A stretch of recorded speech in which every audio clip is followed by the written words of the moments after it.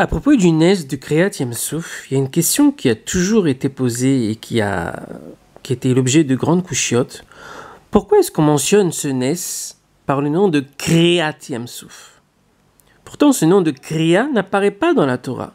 C'est un autre mot qui apparaît. C'est Mila Acheret shemofia. Lo mofia milat Kriya legabe Yam Souf baTorah.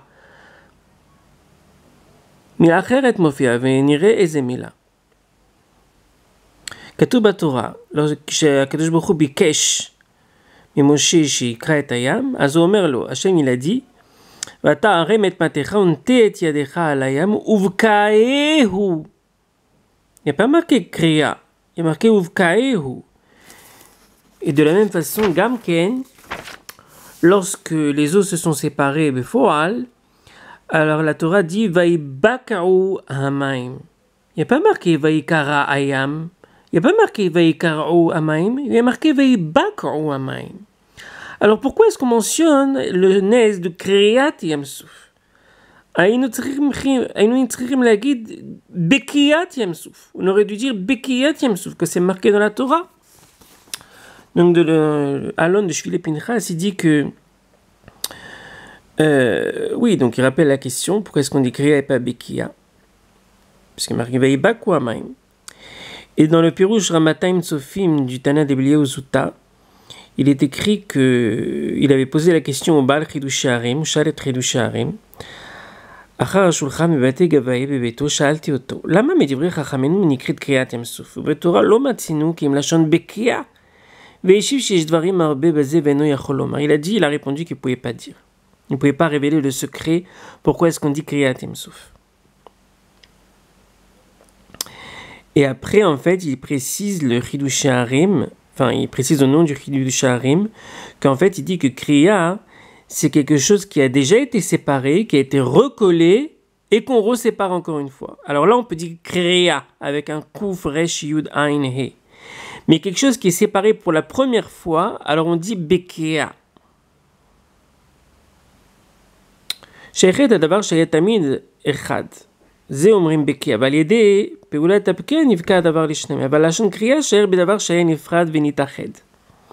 Alors il dit, comme on voit aussi dans Ilchot Shabbat, alors il dit le Shvile Pinchas, à la lumière de ce qu'on a vu avec Datan et Aviram, que la mer s'est repartagée encore une fois pour laisser passer, car eux, ils ne sont pas sortis avec les Bnei Israël, ils ne sont pas sortis avec Moshe Rabbeinu, donc on comprend que la mer, en fait, s'est redivisée encore une fois pour eux. Alors on comprend, en fait, Kriyat Yam Souf, c'est pas pour l'Am Israël qu'on dit.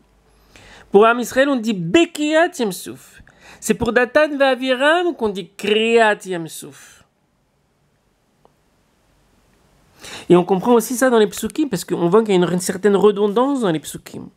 Il y a marqué Vaibaku Amaim, Vayavu Bnei Israël betoch hayam ba'ayabasha, Va'amaim lahem choma miminam umismolam, etc., etc., la poursuite des Égyptiens, etc., etc. Et après, il y a encore une fois marqué, après que l'eau ait recouvert les Égyptiens, Vayeshivu mayim, Vayechasu et arechev, et aparashim lechol cheparo abayam acharem bayam, lo nishar bayam adechal. On dit encore une fois, Uvnei Israël alchou bayabasha betoch hayam, Va'amaim lahem choma miminam umismolam. Et on fera remarquer que choma, ici, c'est écrit sans le vav. Comme si c'était écrit chema, colère. Donc on comprend pas, mais on vient de dire que l'eau s'est recouverte. Pourquoi est-ce qu'on dit encore une fois Bnei Israël al Chobay Beshem Betochem? En fait, le Shvile Pinchas, il dit que Bnei Israël, c'est les Bnei Israël qu'on a expliqué dans le dernier Dvar Torah. C'est les Bnei Israël en fait désigne Datan et Aviram. Le même Bnei Israël qui est écrit au début de la parasha de Veshalach, lorsqu'il y a marqué Vayomer parole les Bnei Israël, et on a vu que c'est écrit dans le Targum Yonatan ben Uziel qu'il s'agissait de Datan et Aviram, alors que c'est marqué Vayamar paro livnei Israël, et on dit que c'est Datan va Aviram. Donc là aussi c'est Datan va Aviram. Qui ça peut être? Puisque les Bnei Israël sont déjà traversés. Là ici on vient de dire juste avant que l'eau a recouvert. En fait on parle d'une eau, l'eau s'est repartagée pour Datan va Aviram. Et on comprend aussi pourquoi on emploie ce terme de Kriya, parce que étant donné que Datan et Aviram à la base c'était des Rechaim, mais ils avaient un srout, comme on l'a vu dans le dernier Dvar Torah, ils avaient un srout certain. Donc l'eau a été, par ce srout, l'a été comme obligée de se partager. C'est ce qui est écrit ici. דרזי מסילה נעלה ליישב הקושייה, למה אנחנו אומרים קריאת ים סוף? בעוד שהתורה מכנה אותו בלשון בקיעה. כי כאשר נתבונן על ההבדל בין לשון בקיעה ללשון קריאה, נראה כי לשון בקיעה יכולה להתפרש גם על דבר שנעשה ברצון גמור. בקיעה c'est quand ça a été fait de manière volontaire, avec ratson, avec ratson, c'est-à-dire avec plaisir, avec satisfaction, avec agrément. Mais la chaîne kriya, à chaque fois qu'on emploie le terme de kriya dans la Torah, c'est dans un mauvais contexte, c'est dans un contexte triste, c'est dans un contexte d'une mauvaise nouvelle, comme on voit Vaïchev Rouven à la bord, Veinen Yosef, Babor, Vaïkra et Begadav. Aussi, lorsque Yaakov on lui a appris la nouvelle, Vaïkra Yaakov Simlotav, Vaïkra Mordechai et Begadav, Vaïelvesh Sak Ve'efer. Et aussi à propos de la division de la royauté d'Israël, Kara Hashem et Mamlechot Israël Ma'alecha Ayom, Vinatana, Untana, L'Ereacha Tovim Mecha. Donc on voit que c'est toujours dans un mauvais contexte, une mauvaise nouvelle, quelque chose de triste, une malédiction. Alors pourquoi dans le Nes de Kriyam Tiasouf on emploie ce terme qui a une connotation tellement triste, une connotation tellement négative? Pourquoi utiliser ce terme dans un Nes qui est si heureux, qui est si prodigieux pour le Ham Israël? מתי יאירו עינינו להבין מה שמגדיר הכתוב את הנס הגדול של העברת ישראל בים?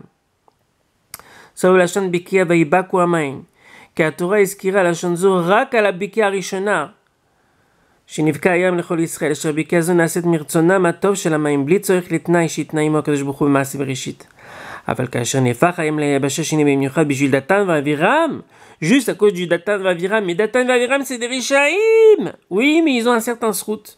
Alors on va s'efforcer, les eaux se sont efforcés de se partager. Parce qu'un Tnaï a fait à Kadosh Baruch Hu avec ses eaux de se partager. Pour quelqu'un qui a un srout de Zirkou Yarabim, même si c'est un rachat. C'est un Tnaï qui a fait à Kadosh Baruch Hu avec ses eaux de Yamsouf. Elles se sont efforcées de se partager. C'était dur pour elles, c'était un tsar pour elles, pour ces eaux de se partager. לכן שם לא נזכר כלל לשון בקיע כי אם סתם, ובני ישראל הלכו ביבשה בתוך הים.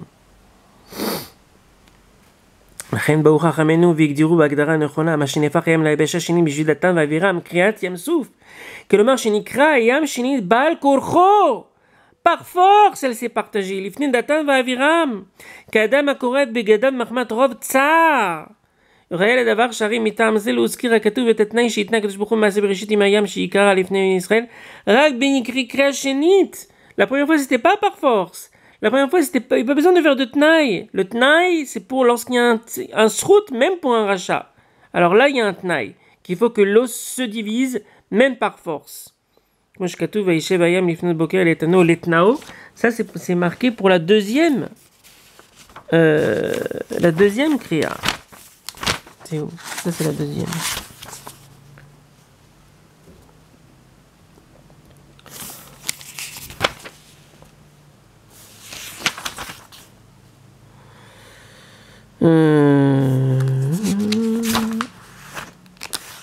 Voilà.